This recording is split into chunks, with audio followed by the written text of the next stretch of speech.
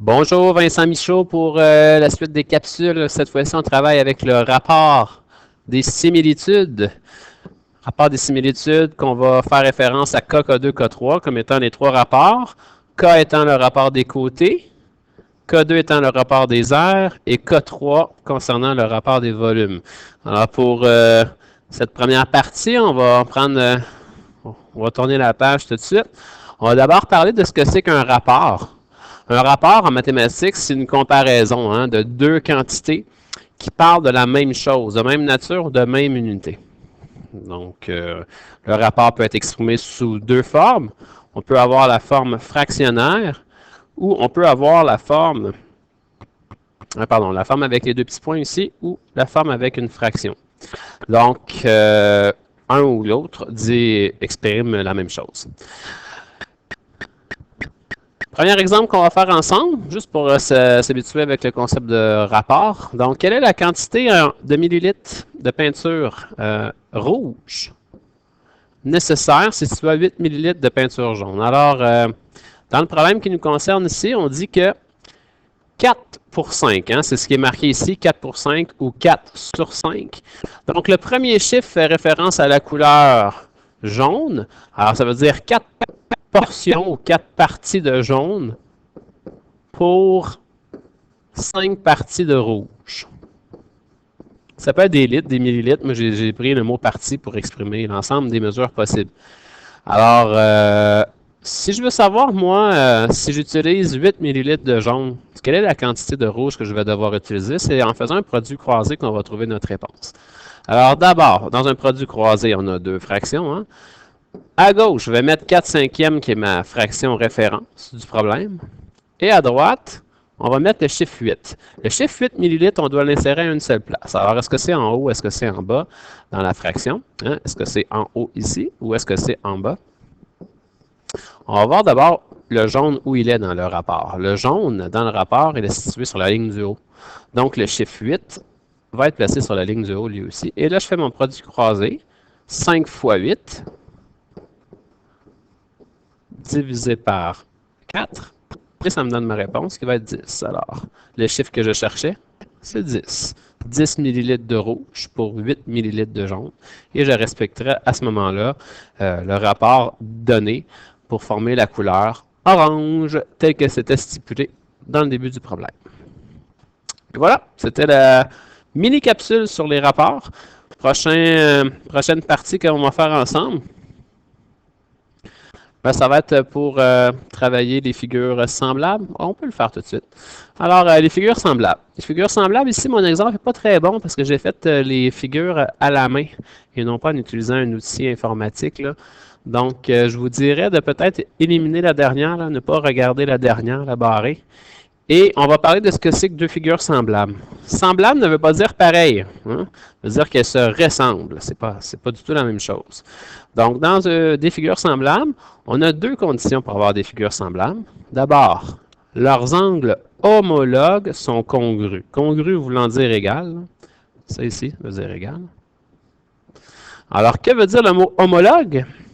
C'est que dans une figure, si j'identifie l'angle, le premier angle que j'ai mis en bleu ici, son angle homologue, c'est celui qui joue le même rôle, mais dans la deuxième figure, dans la seconde figure. Alors, celui qui joue le même rôle, c'est celui qui est en bas à gauche.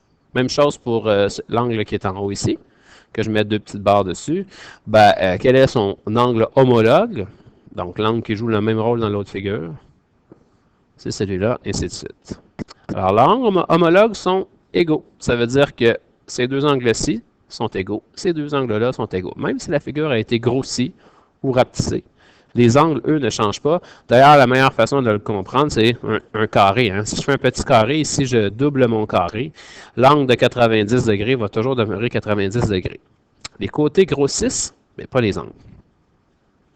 Et le deuxième facteur, pour être une figure semblable, pour être deux figures semblables, pardon, c'est que le rapport, donc on va faire une fraction, une comparaison de deux quantités. Donc, marquez-vous là ici, fraction. C'est que le rapport de leur côté homologue, on va encore traiter ce mot-là, comme tantôt, est proportionnel. Alors, proportionnel, ne veut pas dire égal, hein? Ça veut dire qu'on a grossi, on a augmenté ou diminué, augmenté ou diminué, vous faites une petite faute, là. Je vais avec mes outils informatiques aujourd'hui.